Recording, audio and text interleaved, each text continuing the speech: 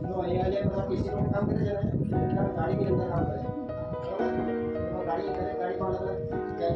કરે છે अच्छा रिजर्वेशन में कौन कोई लांबी सफर कर लिए કોણ કોઈ રિઝર્વેશન કરીને લોંગ ટ્રીપ પર ગયેલું ओके कहां गेलो बोलो વૈષ્ણોદેવી પછી તેમાં તમે બેસો એટલે તમારી સીટ ચેક કરવા ટીટી આવે પૂછે ને તમને તમે કાંથી બેઠા તમારું રિઝર્વેશન કરી છે